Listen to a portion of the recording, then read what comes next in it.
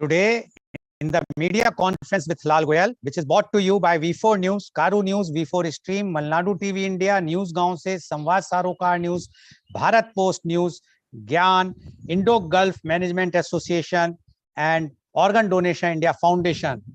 Our endeavor is to enlighten you with the current topic. And today's topic is not only current, but very, very relevant in the present time. And the topic is role of emotional intelligence in business. But before I will go on the main topic, I would like to inform you that today the world is celebrating World Athletics Day. World Athletics Day is celebrated every year on May 7th to spread awareness among the youths regarding the importance of fitness and boost their participation in athletics. This day was introduced by the then President of International Amateur Athletic Federation, IAAF, Mr. Primo Nebilo, in 1996 as a social responsibility project, Athletic for a Better World. Media conference with Lal Goel wishes you all on this very, very happy World Athletics Day.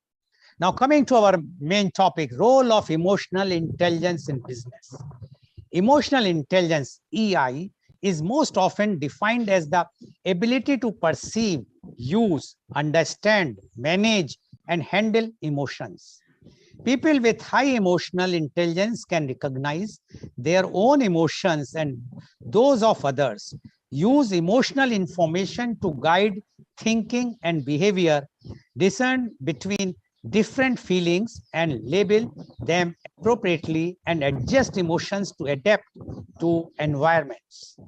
Although the term first appeared in 1964, it gained popularity in the 1995 best-selling book Emotional Intelligence, written by science journalist Daniel Goleman. Mr. Goleman defined EI as the array of skills and characteristics that drive leadership performance. Emotional quotient, EQ, often referred to as emotional intelligence, EI, is a defining factor in shaping the success of individuals and businesses. It is regarded as having a strong correlation in relation to an individual's performance within a business and is hugely influential in how that individual sees themselves and others. And to discuss this very, very important topic, role of emotional intelligence in business, we have a very elite, knowledgeable, experienced panelist with us. And I would like to invite my first panelist guest, and he is Professor Mohanlal Agarwal.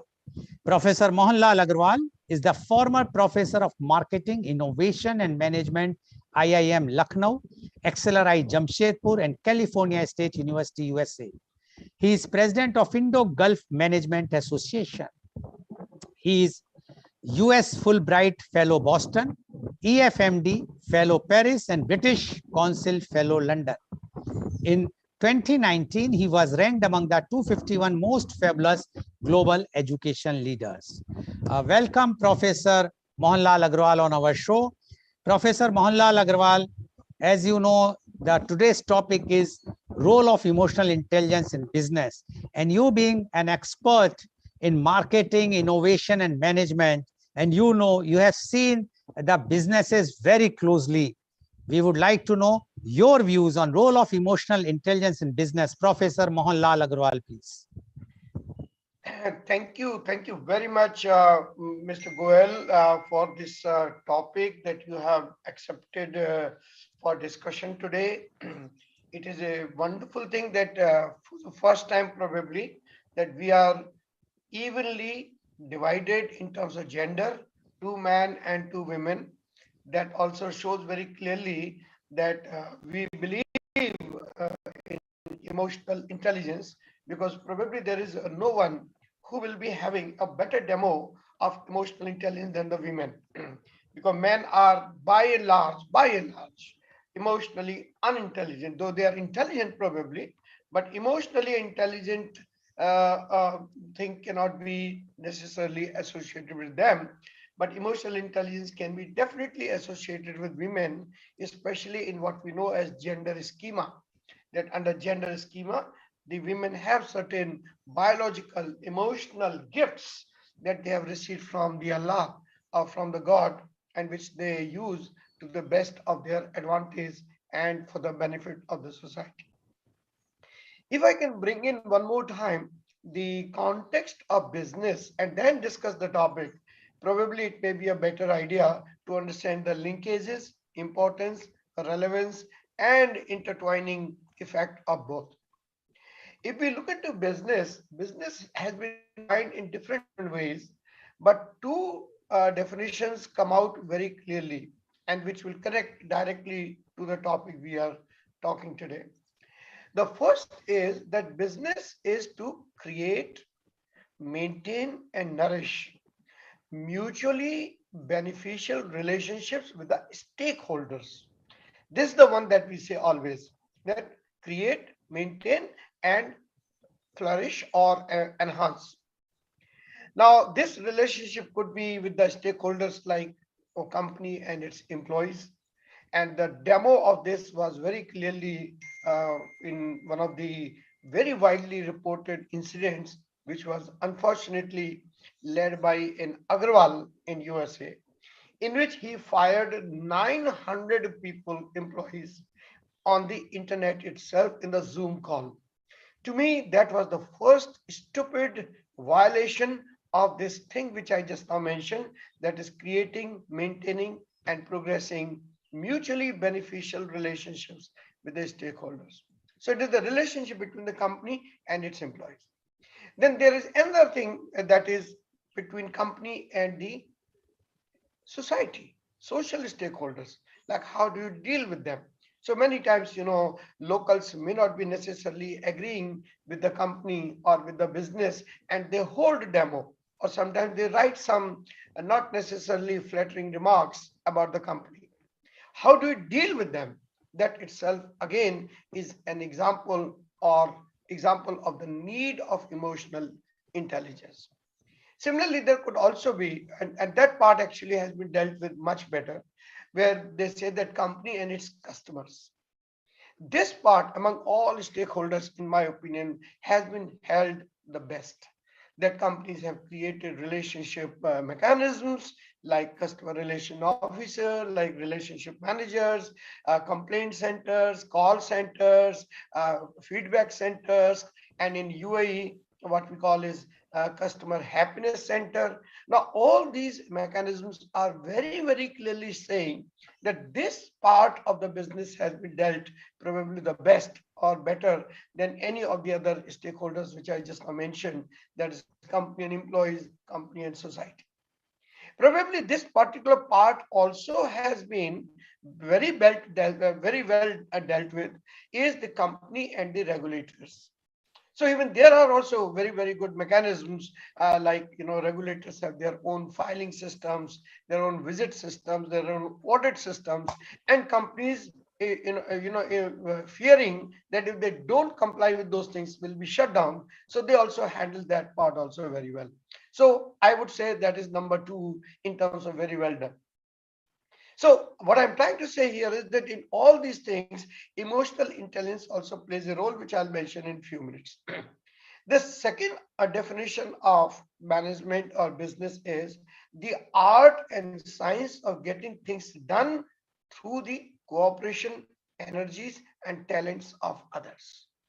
Now, again, here, if you look into these three things, cooperation of talented people, cooperation of energetic people, cooperation of passionate people. Now, all these things are not bought, they are earned. You cannot force, you cannot demand anyone to be passionate about your mission or goal unless there is a feeling in that person that there is something for him or her also. Now, given all these particular things, then the role of this emotional intelligence comes into play. So, as you have very beautifully described, I would only use two perhaps definitions or two specifications of emotional intelligence, which will perhaps take care of everything. Number one, empathy. Extreme amount of empathy is found or evident or featuring any emotional intelligence. Empathy doesn't mean surrendering to others. Empathy simply means putting yourself into the shoes of others and then respond or act as if what the other person is saying. So this is, for me, is number one, a very, very important part of emotional intelligence, empathy. And the second part for me is listening. Now, listening is not hearing. Listening is much, much more than listening, than hearing. For instance, it is hearing to analyze, hearing to process, hearing to understand the other person, what the person is not saying. Not just what the person is saying, but what the person is not saying. So, to me, listening is extremely important part of this. Then probably comes the third part, and that third part is reaction or response. So, how do you respond to the emotions of others? So, you need to have the code of not only your own emotional vocabulary, but you also need to know emotional vocabulary which will describe the things of others also. So emotional vocabulary has to be there, has to be developed, has to be much, much more developed as we go often. So as you go up, your emotional vocabulary must go better and better with the kind of ascension or progress that the one is making in business. So how do I know whether I'm really emotionally intelligent or not? Is there a self check? Yes, there are certain points which we can perhaps take. Number one to me is how curious we are about the other person. Are we asking questions or for the purpose of harassing someone, or are we asking questions in order to understand the points of conversation later, or the points of relationship better, or even in terms of just praising or appreciating the other person? So curiosity is number one point of any emotional intelligence. Number two, very, very important, is that how often I stay silent when the other person is speaking. Usually, we have the habit of either cutting in the sentence or coming into the middle of the sentence of the other person, or sometimes even giving a body language that, yeah, yeah, I have understood now, rest what you are saying is correct. To me, this is very, very important that we should really, really listen well, and we should really, really, allow a person to finish his or her thought without any body language interruption or verbal interruption. So for me, this particular point is also very important. That third is how observant I am. Am I observing anything, or I am just either the part of conversation or something speaking or answering? Observance is very, very important in terms of knowing. So there are many things which one can go on, and I do not want to cut into the thunder of my fellow participants, but I believe that there are certain checks, checkpoints also, self-test point also.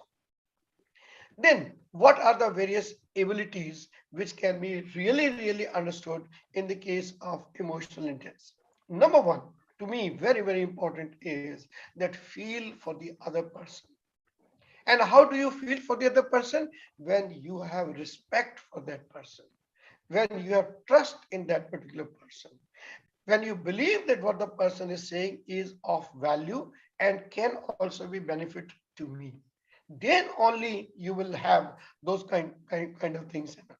The openness of mind is very, very important. Openness, even though the person may be coming from a different background, from a different age, from a different gender, from a different geography, but it is my very, very strong opinion that in business, since we are dealing with global customers, global suppliers, global supply chain, global vendors, global partners, I think this has become very important that we listen to that, even though that particular thing has you have heard before, and you know probably more than the other person does.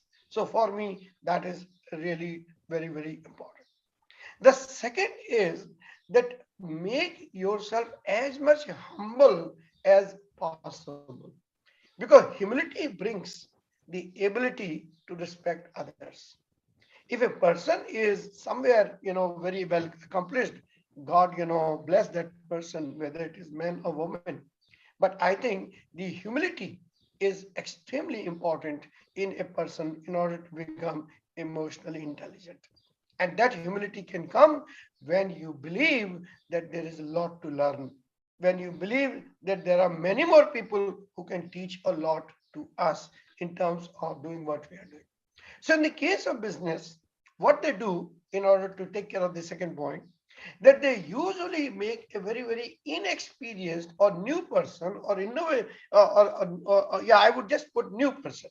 That particular person comes and they allow that person to lead the department either for a day or for a week or something like that.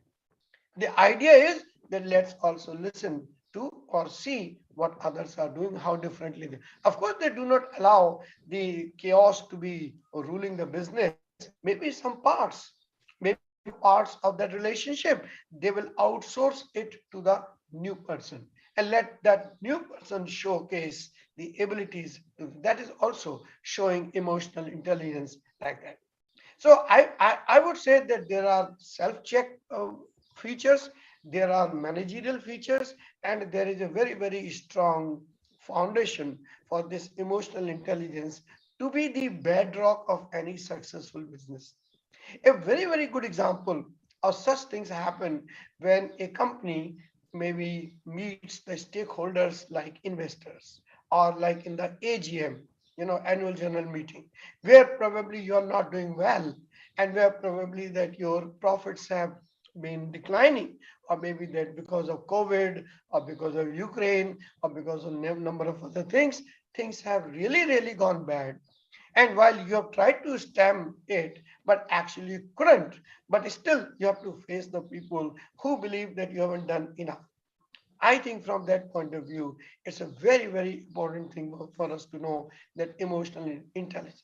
And that's what I have seen that in many companies, AGMs, the chairman, the managing director, the way they handle questions of irate investors, of irate, fund managers, or many others. Wow, that is something to be seen. For me, this is a very important thing. Similarly, how do you handle the people coming from different languages? Where the translator is there, where the interpreter is there, and where what you are saying is being interpreted by someone, and then that someone is also speaking to you through interpreter. I think that emotional intelligence is very important in those difficult situations also. So to conclude, I will say that number one, emotional intelligence means having a very high amount of empathy, having a very high amount of, I would say, listening power, analytical listening, rather than listening, analytical listening. And therefore, these two things are very foundations of this. And that will create other things like respect for others, feel for others, take care of many of those.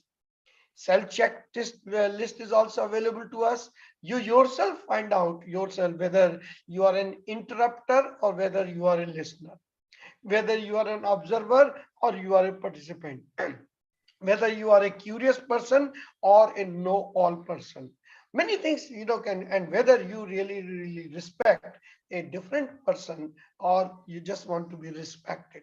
Many people who demand respect most of the time are the least emotionally intelligent person. I wouldn't say emotionally intelligent, unintelligent, but I'll say lower amount of that particular. So respect again is a thing which is usually earned by way of your emotional intelligence rather than your hierarchy or your background or your wealth or your awards or your everything.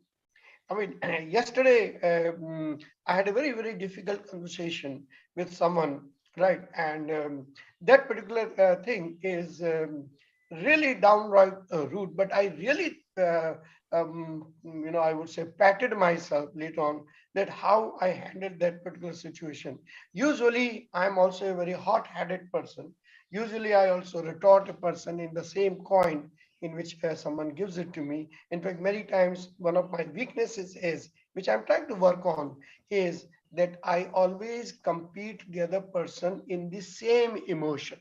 So if that person is humble, I will become more humble. If that particular person is rude to me, I become more rude to me. I don't know why this particular thing is there in competition, but I consider that as a failure of my own emotional intelligence. So that is what the confession I wanted to make today, that in spite of talking about this particular topic, it is not necessary that we ourselves practice. So it will be a good idea to stay humble, to stay learning, and to say that this is a work in progress and it is not an accomplished art.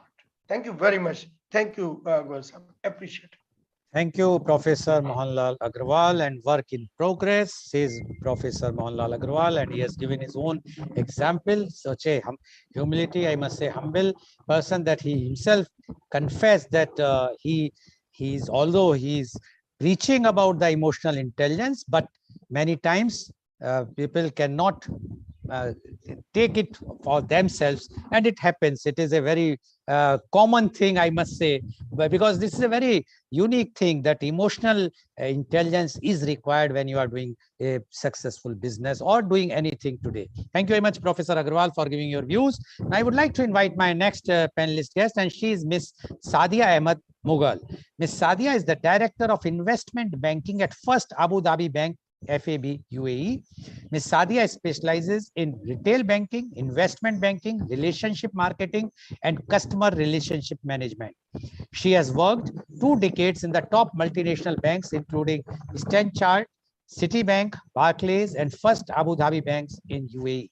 She is enthusiastic about building long-term relationships based on intense customer service and delivering on commitments.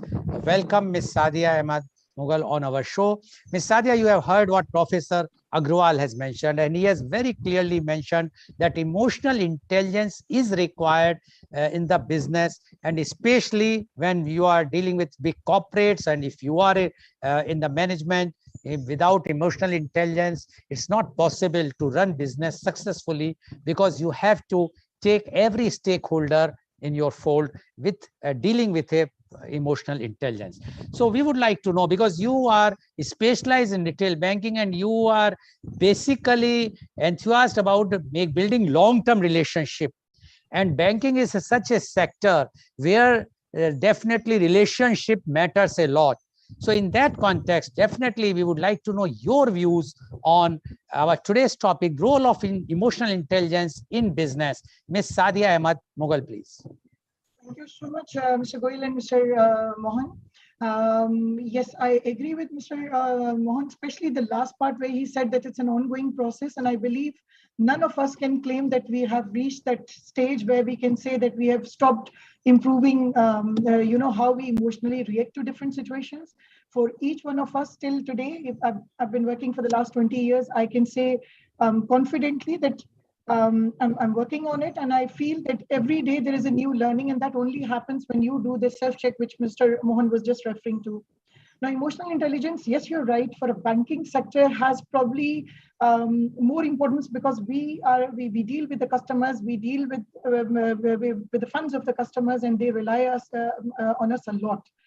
So before coming to that part of my experience and sharing how I felt and how it would have been done, or which are some experiences, good or bad, I'll just start with a bit about emotional intelligence itself. To my understanding, in the last few years, the IQ has been replaced in a way. The importance of IQ has been replaced by emotional intelligence. There was a time when people and organizations and institutions, universities, they used to rank the students, they used to hire the students based on their IQ level. Now, generally, it is believed that, for example, engineering and doctors, these were the ever two popular fields, and an IQ level of 115 or 120 is required.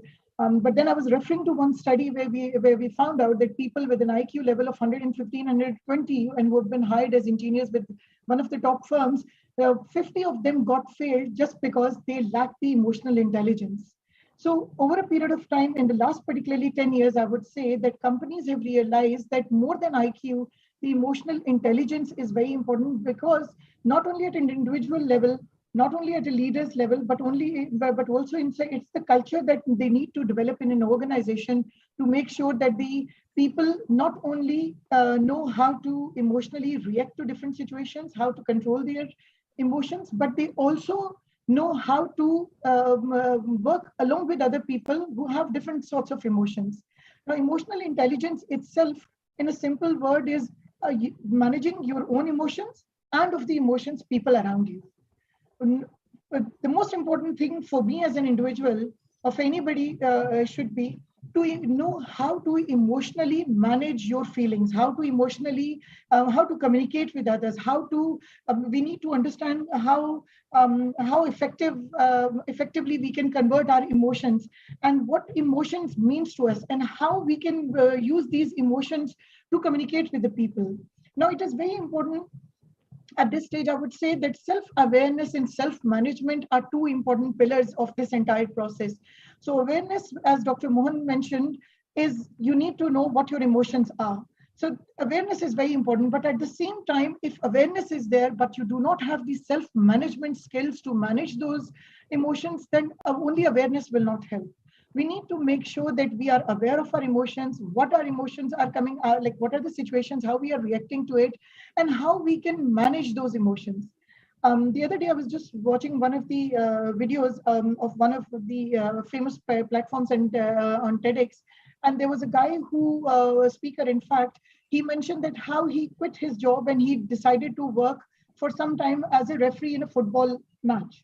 And the only purpose of doing this was to understand or to learn how to emotionally control himself while people are abusing him for wrong decisions, which they think is wrong, or when people are accusing him of something where he is doing full justice to his job. And I think to a certain extent, all of us, we should have these self-checks in place to make sure that we, when we are in a situation where we immediately react to a situation, or we have a person who is very harsh, or we have a situation which is beyond our control, we need to learn how to calm down and keep things under control.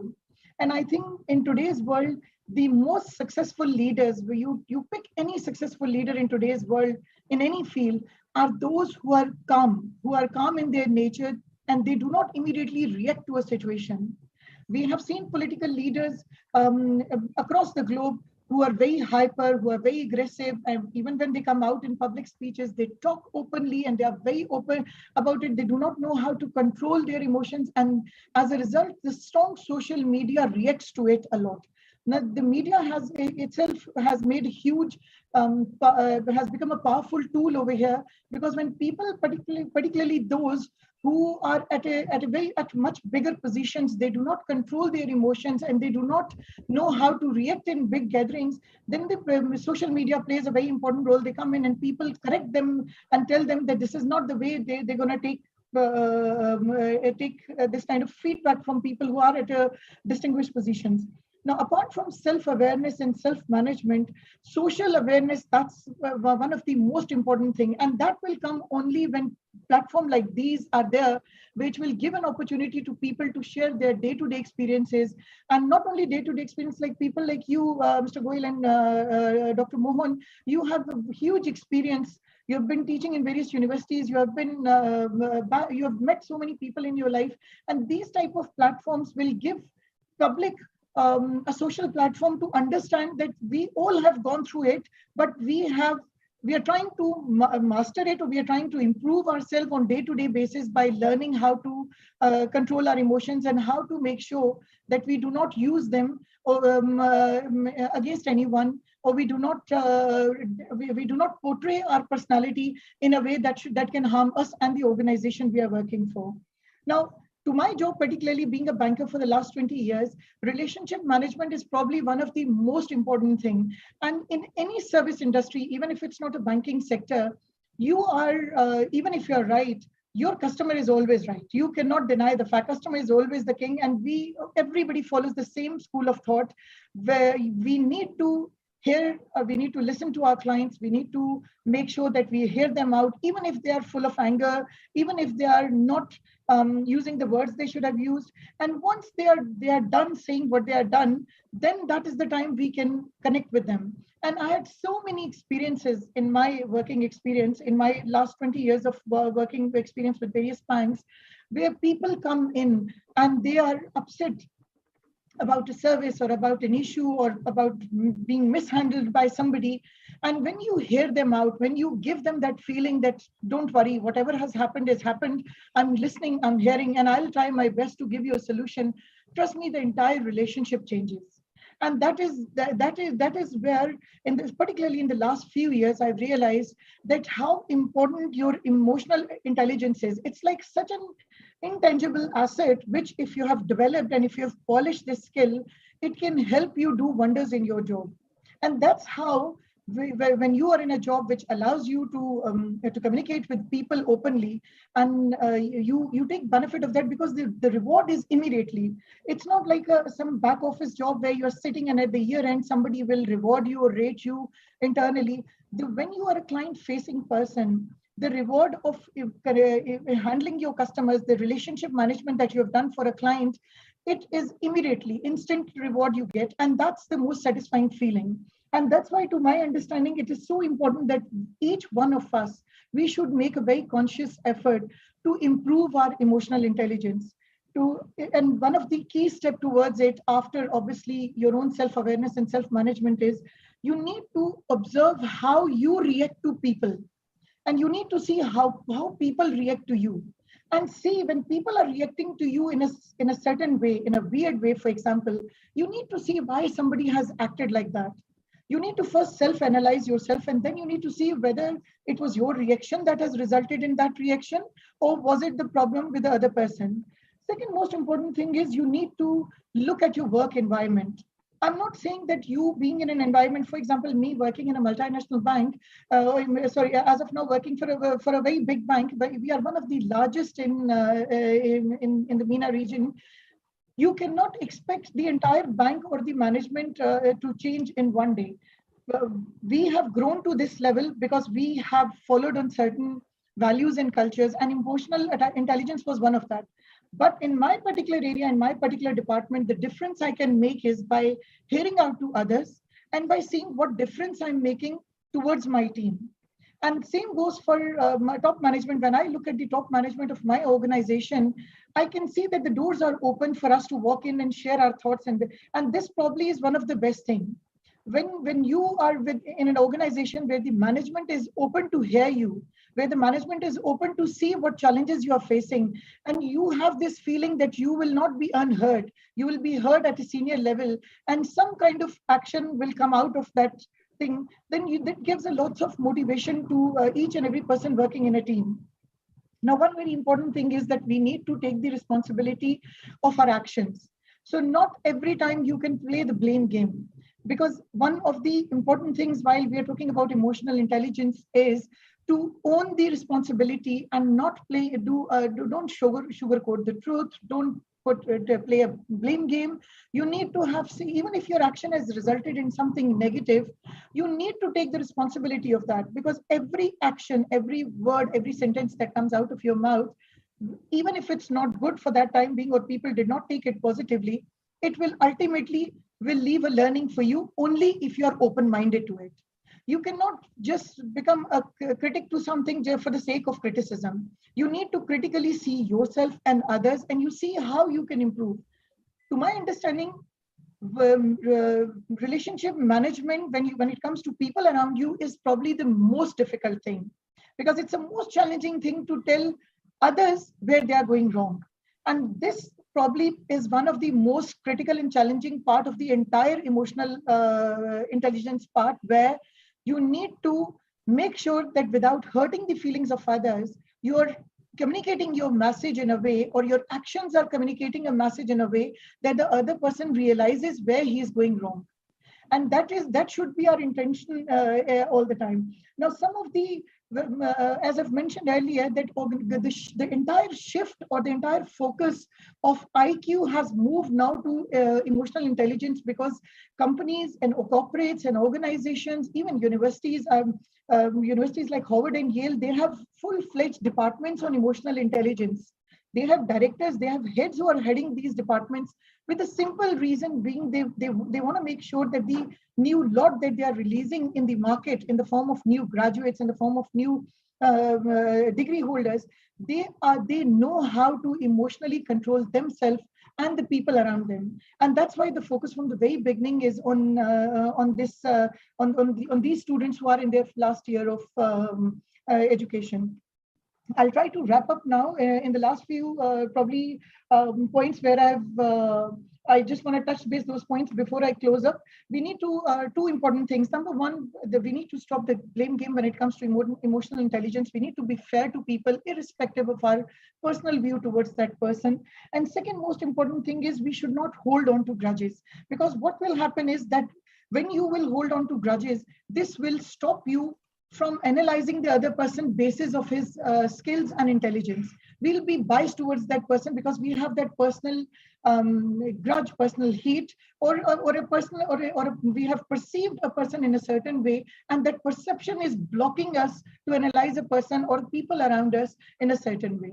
And that's what I've seen in my last few years, in particularly in the current organization, that the management, they're open to suggestions. The management, the leaders, they hear you out in open platforms, and you do not need, gone is the time when media and social media was under control.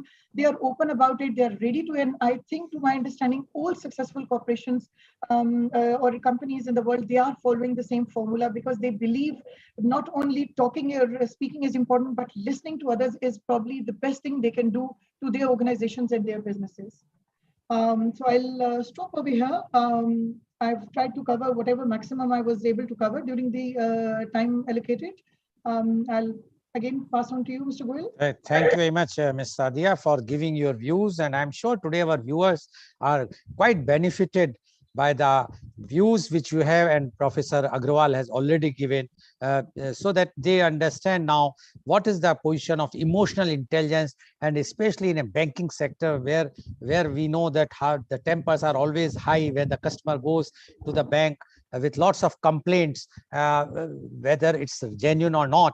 But the way and it's not only in the banking sector, everywhere, wherever you go, even at the airport, if you see how even the flight is delayed, the passenger is, after all, there is no fault of the check-in or those who are handling the boarding stations, but the passengers view temperament, and because they also have problems because they have some connecting flights, etc. So according to Ms. Sadia, the emotional intelligence plays a very, very important role, especially when you are in a management side, because you have to see not only you have to check yourself, your own emotional intelligence, but also your clients or the customers or those with whom you are dealing. Thank you very much, Ms. Sadia, for giving your views. In the next round, definitely I would like to ask some questions to you. But before that, I would like to invite my last but not the least panelist of today's program, and she is Miss Wanda Grobler. Miss Wanda is with University of West London, Ras Al Khaimah, UAE. Miss Wanda specializes in business studies and workplace psychology. She is affiliated with different universities around the globe. She is passionately committed to creating positive change in the development of students. She has already published several journal papers. Welcome, Ms. Wanda, on our show.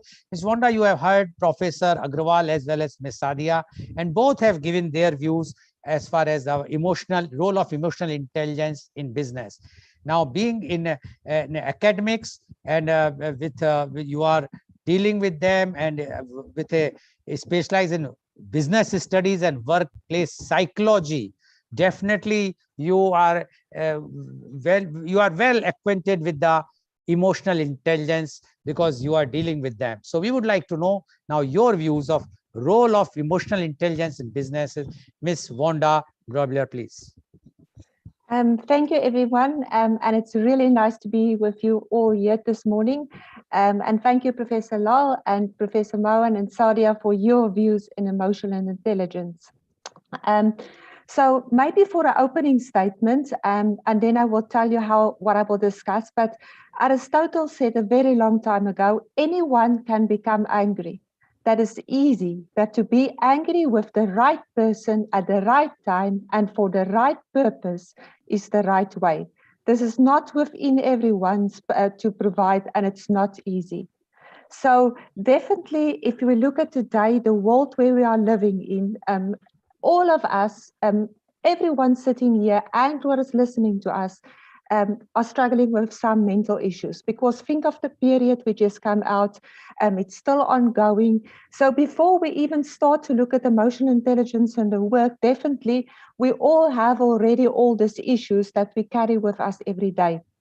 The second thing that I think that's really related to emotional intelligence, what I've seen through my life, is we need to understand each other.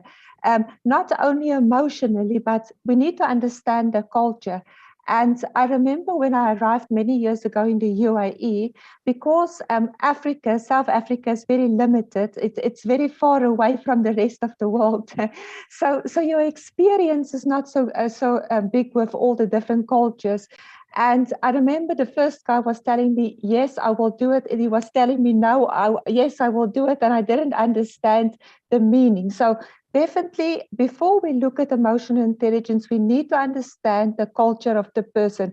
Why is somebody answering you like this? Maybe why is he reacting in this way?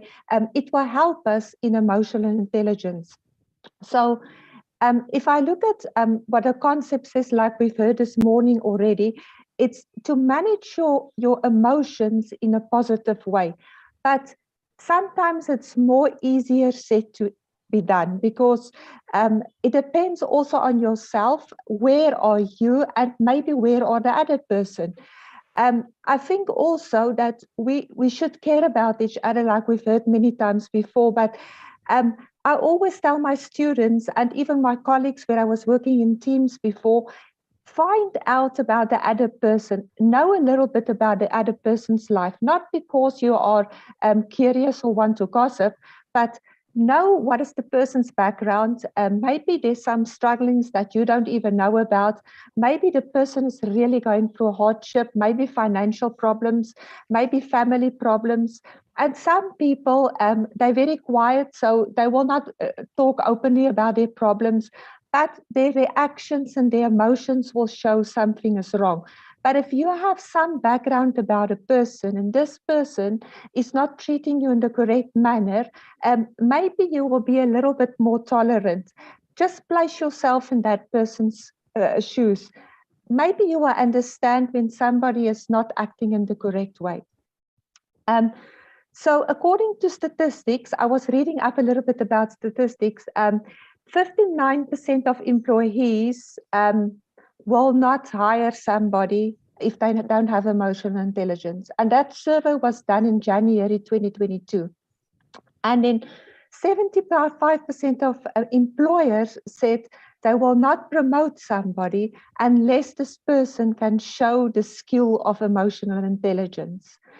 And then 37% of surveyed organizations, they use emotional intelligence as a tool to assess people, to see how good is their personal development. So I thought this was quite interesting, the importance of emotional intelligence. It's not only something, a nice skill to have.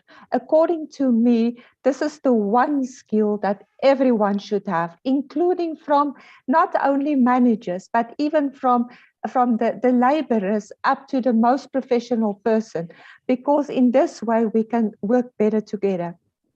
So if we look at emotional intelligence, like we've rightly heard already this morning, in the past, IQ was very important, but you will also, if you go and study about previous well-known people, you will see maybe they were very clever, but if you read about their biography, you will find out that they were really difficult to work with.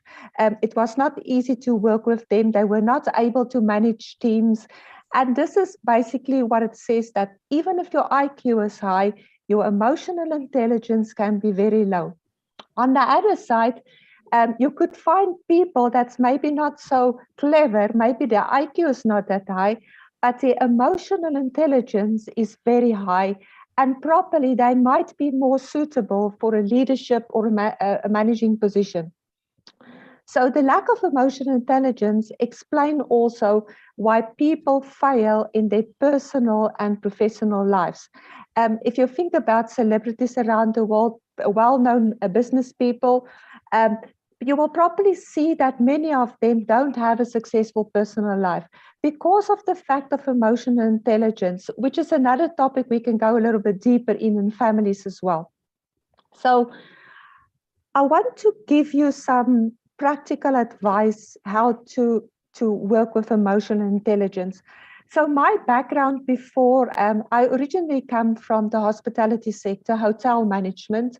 And when we were training students many years ago, definitely leadership and emotional intelligence was not part of the curriculum. They were concentrating on improving the skills of the people, make sure that they know how to work in the kitchen or maybe how to do the duties in front office. But the subject of emotional intelligence and, for instance, critical thinking and problem solving was never part of this. So this is why for many years we ended up with very angry people in kitchens, for example, or maybe in hotel areas, because you can imagine yourself, maybe some of you already work in a hotel, you get customers from right around the world, guests coming to you. In the kitchen is already stressful, for example, the front of house is stressful. And if you don't know how to manage your emotions in this kitchen, it can become like a war zone where literally people throw stuff at each other because of this fact that they cannot handle emotional intelligence. So the first thing that I really think that should happen, and it's slowly happening currently, that I know universities is a little bit better at this stage because the universities I teach around the world, definitely emotional intelligence is one of the key subjects, skills that they teach students. But in vocational centers like culinary schools, all of that type of education, it's not part of the curriculum everywhere. So imagine that person maybe attend a culinary school and later they become a manager or a leader, and maybe they change career. They lack the skills to take with them to the business. So I think firstly, we must make sure that not only in universities, but in all education, maybe already from school level, we should implement emotional intelligence in a very simple way so that small children can learn from a very young age how to handle emotional intelligence, how to speak to their friends, how to act when their friend is not really nice to them, maybe not act in the correct way. And then the second thing, when emotions can maybe run high, is when somebody is giving you feedback. That could be a performance appraiser, for example, in the business world. It could be when you have a customer that's giving negative feedback. It could be maybe your colleague is saying something to you that maybe you don't accept. And the immediate effect that we have is we get upset, we show different reactions, and maybe the person that's doing it to us, he also lacks emotional intelligence. So you can imagine what is happening. You are definitely familiar with scenarios like this. And then also, I used to teach my students something that I thought that was really valuable. To give you practical advice, if you think about a garbage bin, and maybe you don't have food to eat. So you go to a garbage bin and you will find different kinds of food there. Maybe some of them is rotten, some of them is still fine to eat, some of them you can really not even smell too much. But what will you choose out of this? So why am I mentioning this to you? Imagine, before I explain to you my garbage bin example, imagine I'm the receiver of the emotional intelligence. So I'm not the person that's screaming or maybe cannot handle my emotional intelligence, but I'm on the other side. I'm receiving all of this happening to me. So what do I do with this? So this is where I want to explain to you the garbage. So if you look at garbage, some of the food is good to eat. Some of them you cannot eat because it's not suitable. It have no nutritional value. It will just make you sick. It's the same when somebody is throwing a lot of garbage to you. Maybe they say stuff to you that they don't think what they say because of lack of emotional intelligence. You should know, as a receiver of this emotional intelligence, pick the words, the sentences that can better you, that can help you to improve yourself, and the ones that don't have any meaning, that doesn't mean anything, it's just said because out of this anger from this person, don't take it personally. Drop it, forget about it, and only use the valuable words in that conversation, that session that you have to listen. I really believe that if people don't take maybe stuff so personally, especially when a lot of people are still lacking emotional intelligence, that will also sort of cover you not to get hurt, also then to awake emotional feelings in yourself. If we can understand that maybe the person, whatever he say, is nothing to do with you. It is related to their background, maybe what is happening, what you are not aware of. So that is the 2 points that I really feel that's important, except for the culture that we need to understand. And then also, obviously, you need to manage yourself.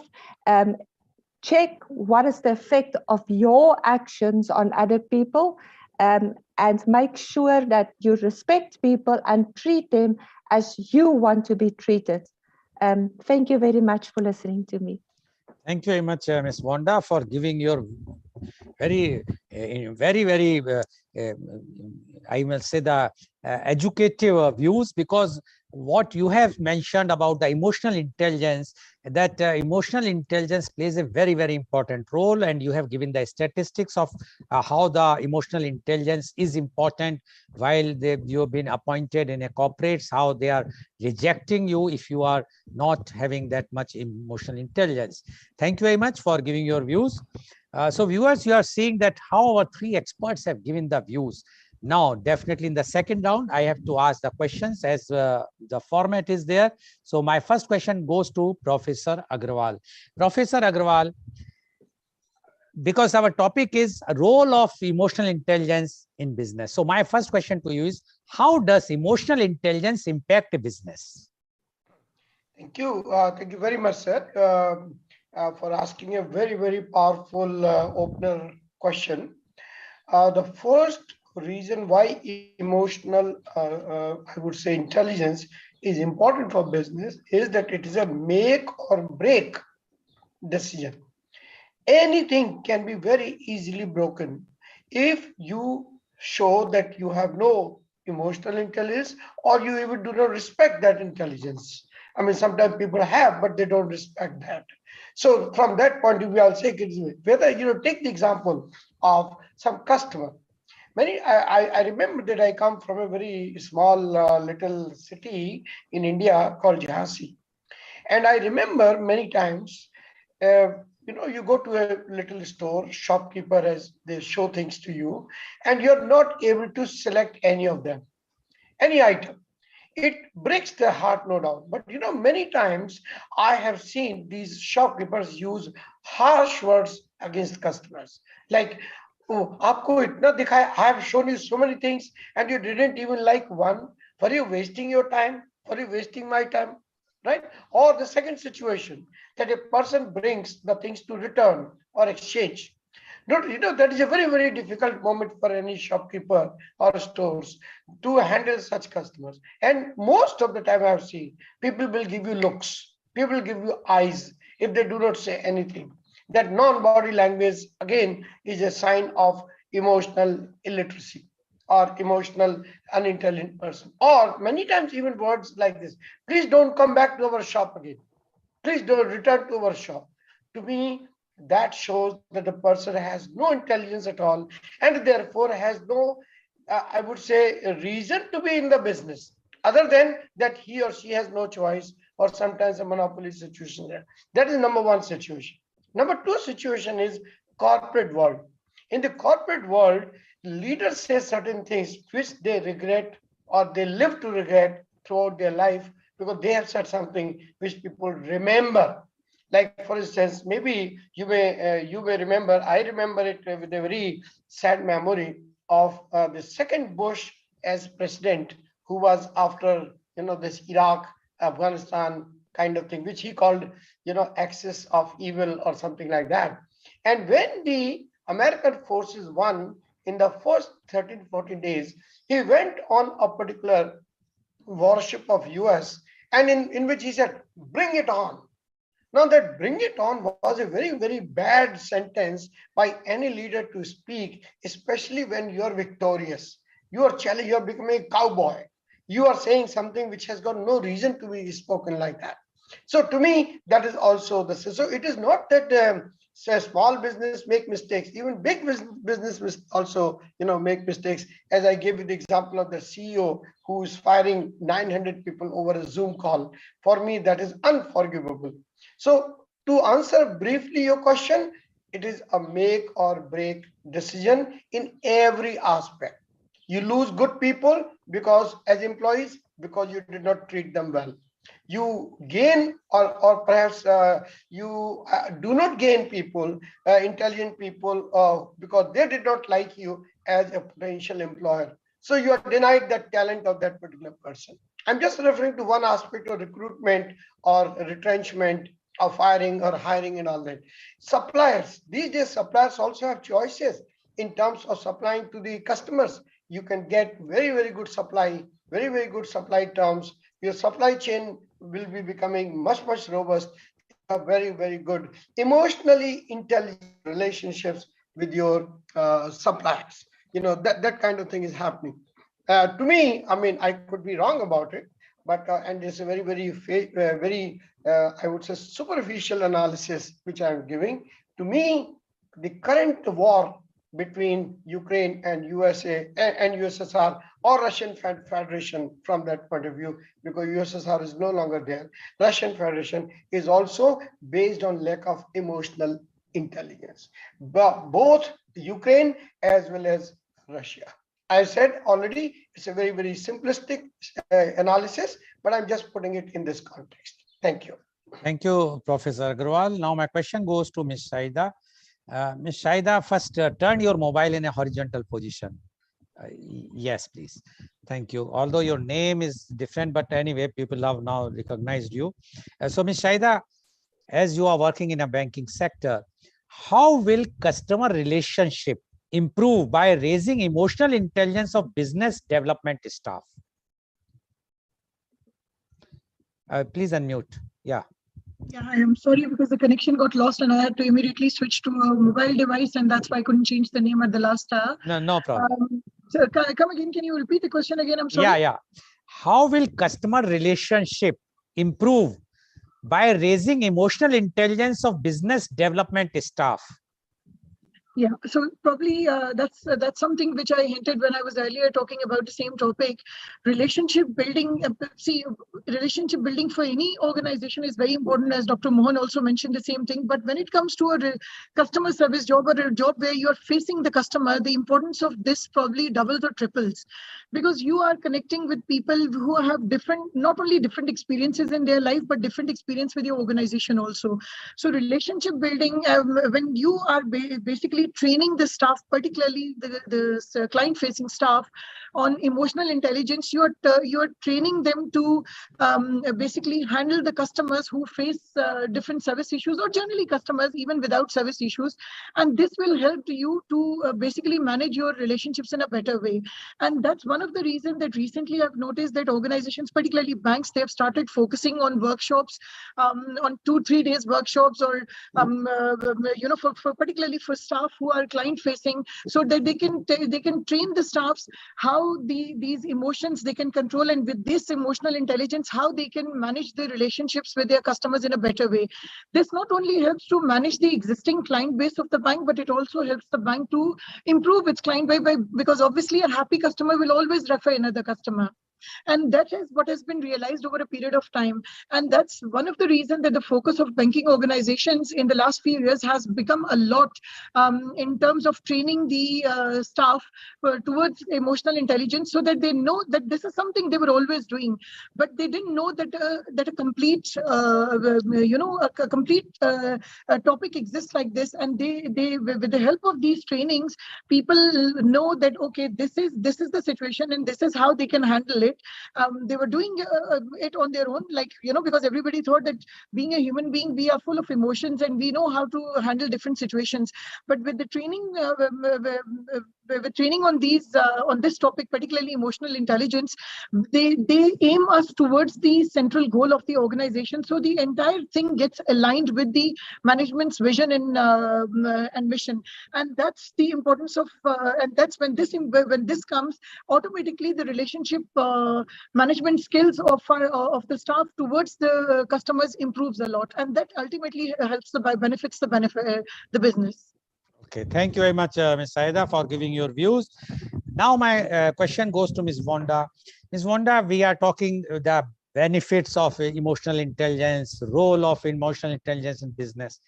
But the crux is how to increase our own emotional intelligence. Like Professor Agarwal said, even I also realize, and after doing this research on this topic, I also feel that yes, it is very important. But now where to go, how to educate myself that my emotional intelligence will increase at this age, or even any age, in an individual, how they can increase their emotional intelligence. Ms. Vonda, please. Okay, thank you for the question. It's a very relevant question because we always hear about emotional intelligence, but where do we start? So the first thing, I will base it on myself. The first thing what I've learned, what I had to learn, because before I was also very quickly to get angry if stuff was not going the way I thought it was supposed to go.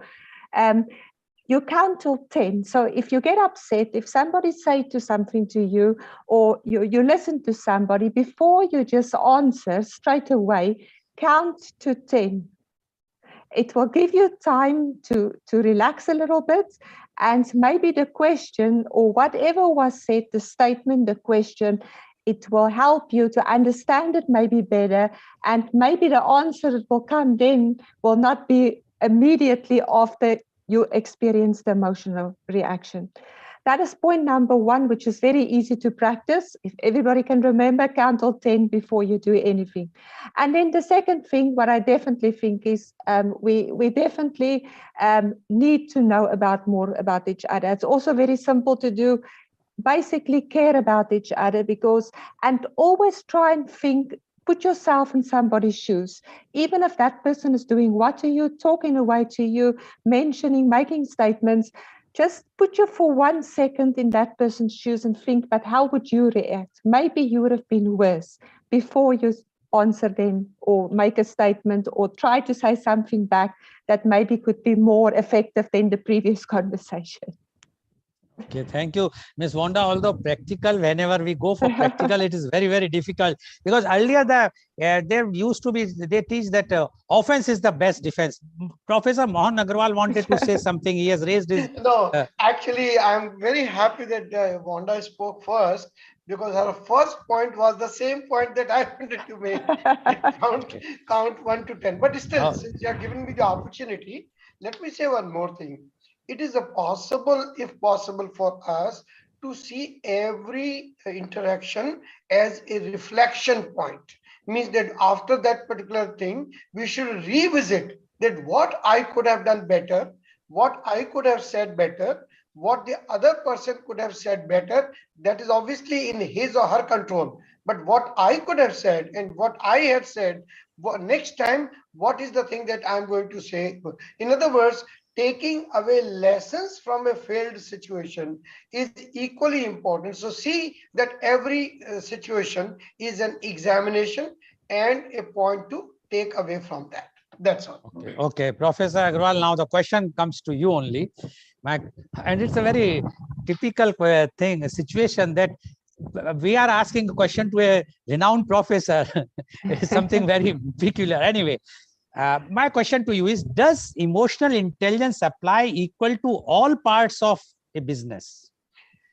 I cannot imagine, Goel Saab, any part of business which is not impacted by emotional intelligence. Even the lowest part, like cleaning the toilets, if you don't mind, I'm giving not lowest from that point of view, but because it affects many times business productivity, personal productivity, hygiene, people get less sick. So therefore, there is an importance of that janitorial services also.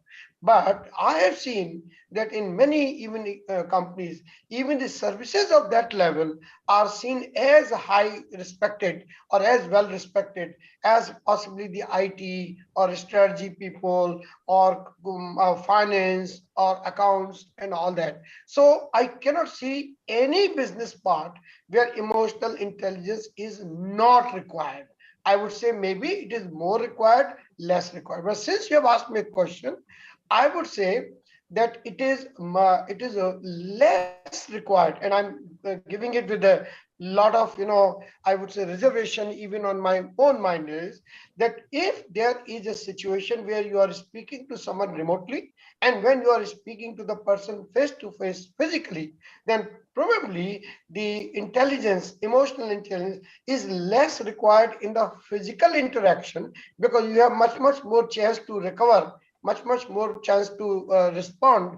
But in the emotional intelligence is highly important in remote working, in remote listening, in call centers, in all those kind of things.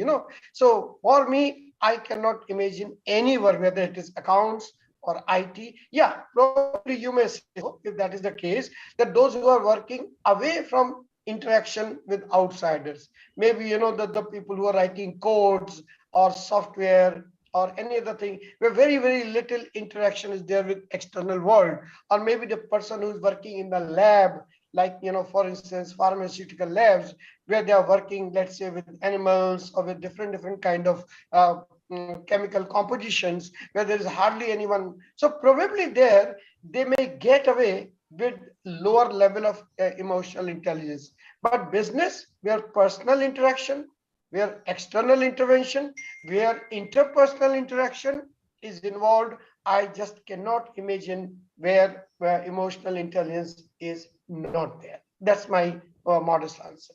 Okay, thank you very much, Professor Agarwal. Now my question goes to Ms. Saida. Ms. Saida, as an investment banker, otherwise also, what is the connection between emotional intelligence of key staff and profits of a business? Somebody wants to invest money. Now, your key person who is on the front desk talking very nicely, explaining very nicely, but the return on the investment which is prescribed by the bank is not that much as it is from some other schemes from some other banks. So whether the emotional intelligence can work at that time, or it is only limited to once there is an angry customer coming to you, or it will give the profits of a business, because that is very important. The business profit is required.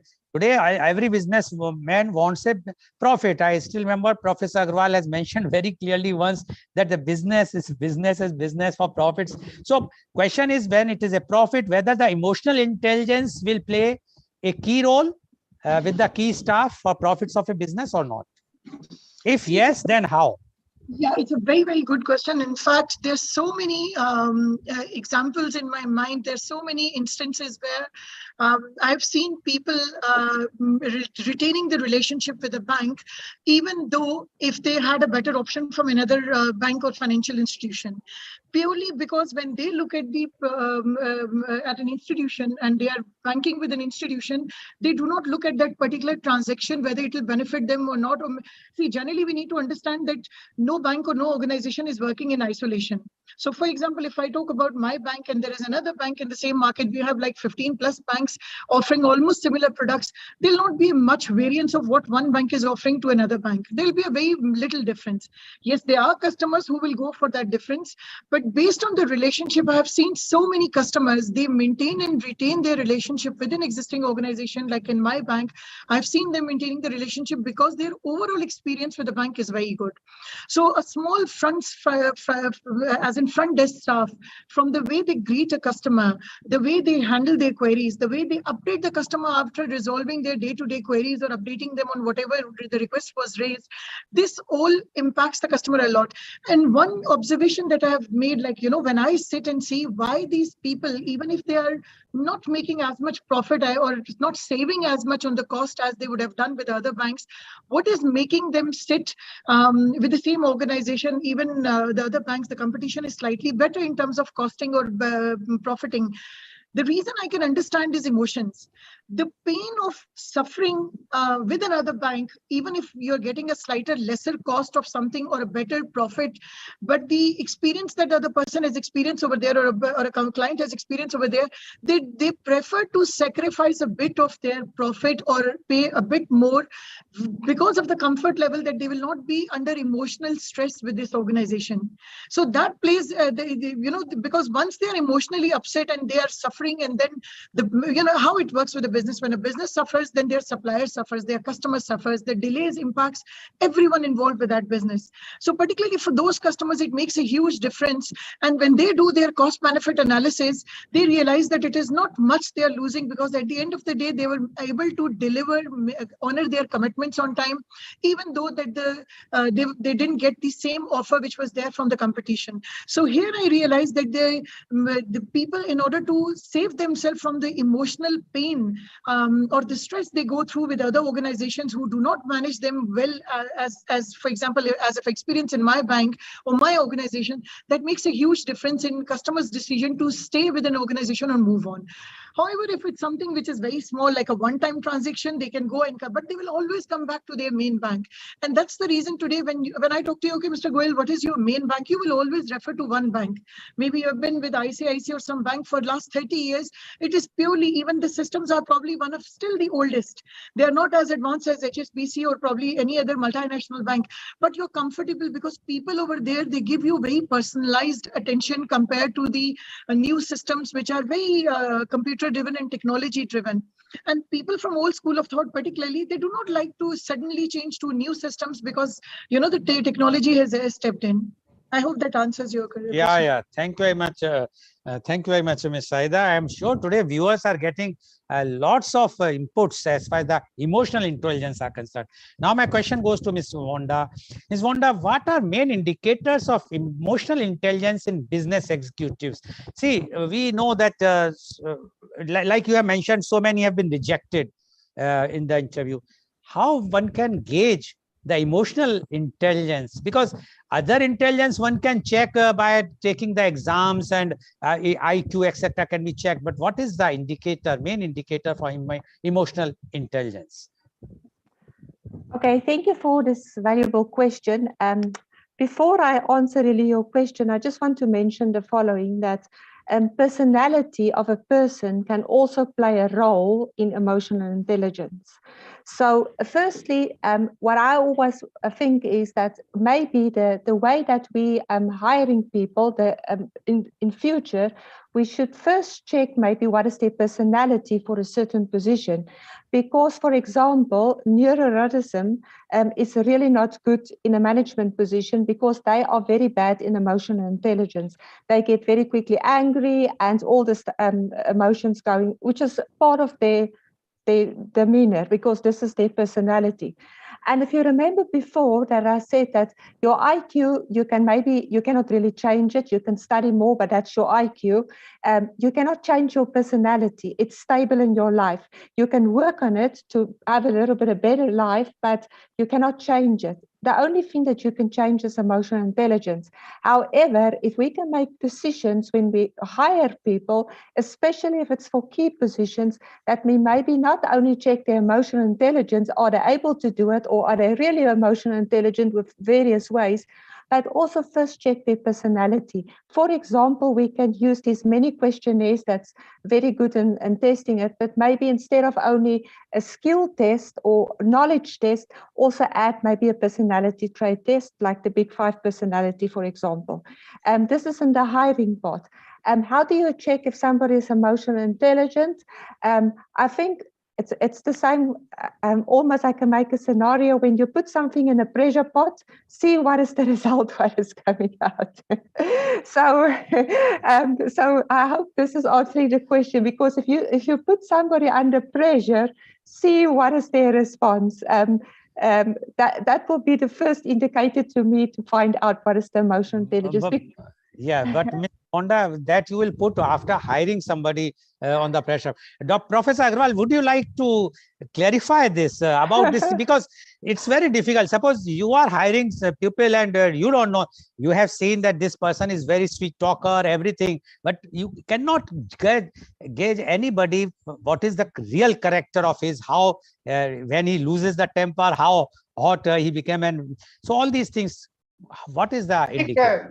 I think, Mr. Goel, first of all, my request to you, the way you are handling things today is absolutely outstanding. The format that you have used, and I have a feeling that this particular format will work better in our future things also. The way you are, making us think and making us, answer very, very. Professor Agarwal, with due respect to you, it is very hard for me to do all the research and That answer the also, questions, that's true. and I will, especially for you people, those who are on the helm of the things, and you know that knowledgeable person, and I have to ask. Anyways, thank you. No. First of all, believe me, when people call you professor, you are thoroughly deserving that. Thoroughly deserving that. I'm not I'm not professor, saying really. out of our friendship Okay. only, but I've noticed the way of hard work that you do. Anyway, coming back to that question, I totally, see the value of that question. So first indicator, is that person nodding or trying to speak when you are still speaking? In other words, middle of the sentence. If anybody who speaks in the middle of the sentence, for me, this is the first indication that this person is not emotionally intelligent. I mean, emotional intelligence, I would not say yes or no, but I would say low on emotional intelligence rather than high on emotional intelligence. Number one point. Number two is the words that are the person is using. What are those words? There are certain words which are tit for tat, and there are certain words which are somewhere soothing, and there are certain words which are neutralizing. Neutralizing word is that when somebody is becoming rude, you do not become rude. You say something which neutralize the effectiveness or the effect of that rudeness from the other person. Matching it, hey, what the hell are you saying? Don't you know how to speak? That will be tit for tat kind of thing. The third will be, sir, I'm not used to, this kind of language. Please do not speak to me like that. For me, again, that is showing that this person does not know how to neutralize the bad impact. So what are the ways? I'm sure Wanda already has given one very beautiful tool of personality test. I would give two more tests. Number one will be a role play. A role play will be a very good point, that where you put that person through a very complex but relatable situation, that exactly what you are saying, what you are doing, let that person say. Person will not be able to fake it, I can assure you. Maybe one role play, but not second, not the third. The true colors will come out. So the third is that these days be very free to use, templates. Self-check tests are available online. On Google, you press one, you will get 20, like kind of checklist by which a person can test whether I'm good or not. Maybe those things one can use. Maybe one can even use some psychologists, which they used to use in the previous kind of interviews. I don't know why these days headhunters are the only one.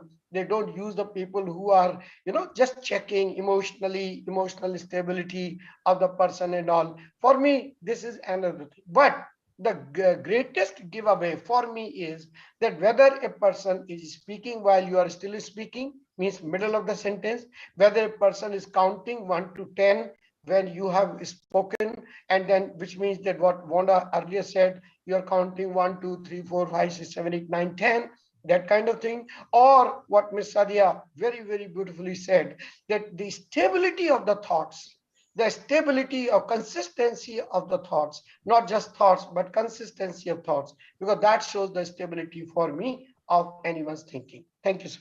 Thank you, Professor Agarwal. I think Ms. Wanda has raised the hand. You want to say something? Yes, please. Yes. Thank you for Professor Mohan for this. I just have a question. When I go for an interview, I'm very nervous. Okay, I'm probably going to interrupt you by the second word because I'm so anxious to find out what is happening. So what do we do in this case then? Professor Agarwal. Yeah, sure. Some kind of nervousness before any important outcome is a very, very correct feeling.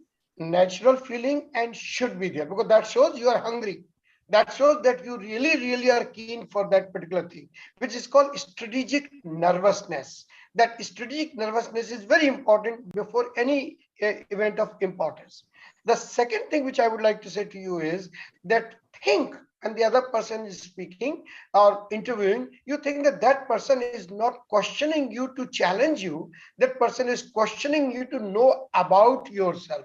So it will be a good idea to speak what you have to say and convert or divert that speech to your strong areas rather than to the areas where you are feeling uncomfortable. You know, there is a deftness which by which we can bring that person to our known, experienced, felt world rather than unfamiliar world, uncertain world, like that. That is how usually I, like to do. And of course, you must want something, but you must not appear desperate to want something.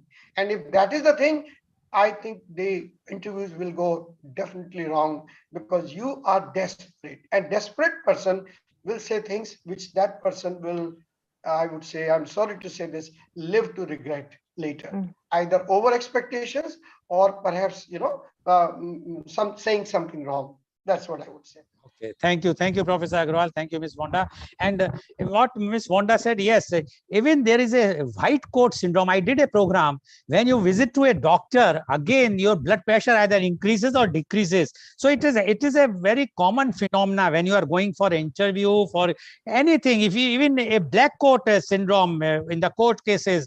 So it's a common phenomena one has to understand, but emotional intelligence is required there very much. Thank you very much. Now my last round, Professor, starting from Professor Agarwal, what message you would like to give to the youth about emotional intelligence and role of emotional intelligence in business? 1 minute, please.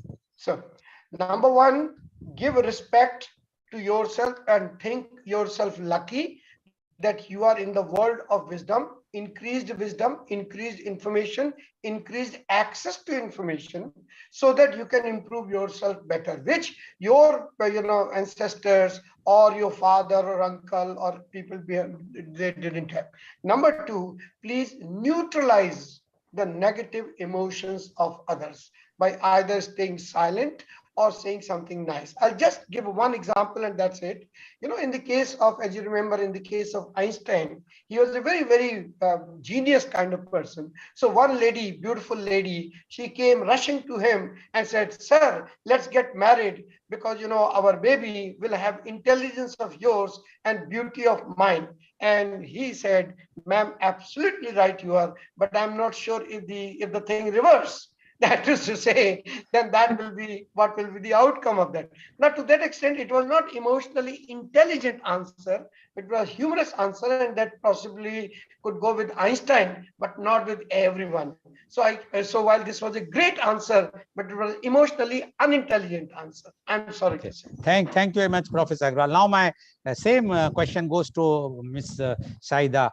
Your advice to the youth about the emotional intelligence. Please unmute.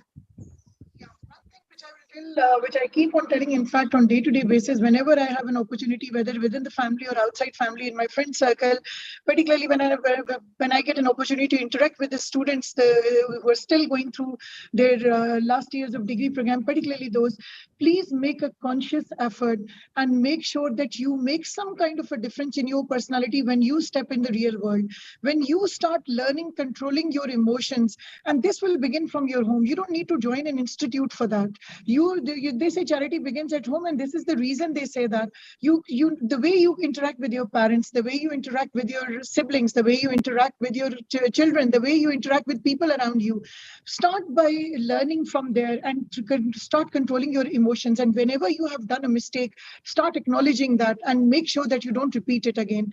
Because if you will do that, and when you will step in the real world, you will already be a person who will be much refined version of what you were 2 or 3 years back. And from there, obviously, there's no stop to it. You keep on learning. Social media is so is spread so vast, like widely. Everybody has access to information, whether it is a small town or a village or a big city or a metropolitan city. You have access to this information. There's so many tools and lectures and information available on media, and you can make sure that by watching the right videos, listening to the right people, you can develop these skills in you. And as Dr. Mohan mentioned, one of the things which I keep on telling people around me and which I practice a lot is stay away from negative thoughts.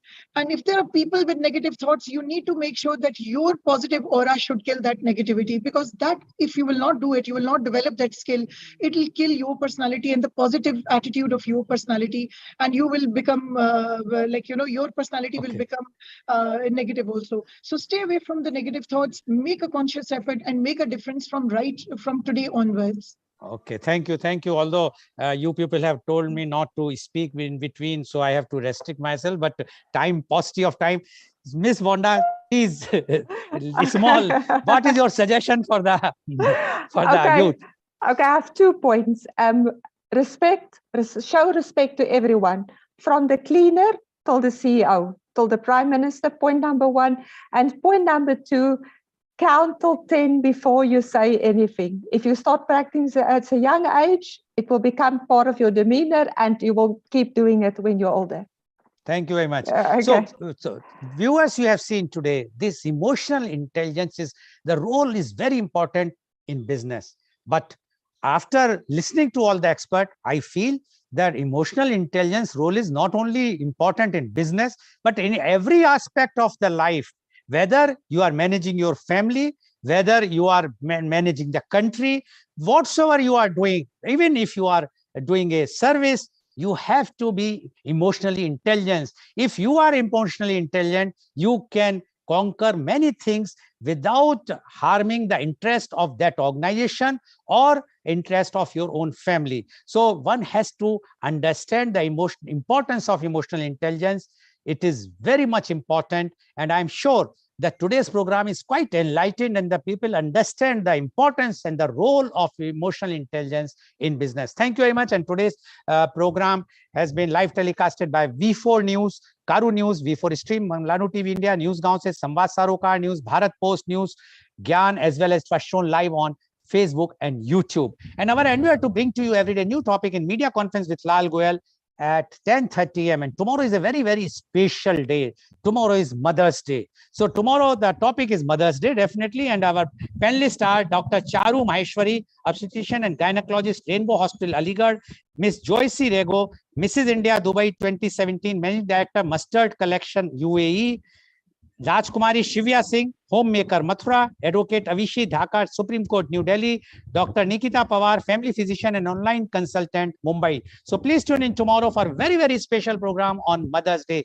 Thank you very much, Professor Dr. Mohanlal Agrawal. Thank you very much, Ms. Shaida, and thank you very much, Ms. Vonda, for giving and enlightening our viewers about the emotional intelligence. I am sure today's program, at least if our viewers will start counting 1 to 10 and will start behaving nicely, there will be more peace and harmony in their own family, in the society, and in turn, nation and the world. Thank you very much. And thank you all the viewers for watching our show. Thank you very much.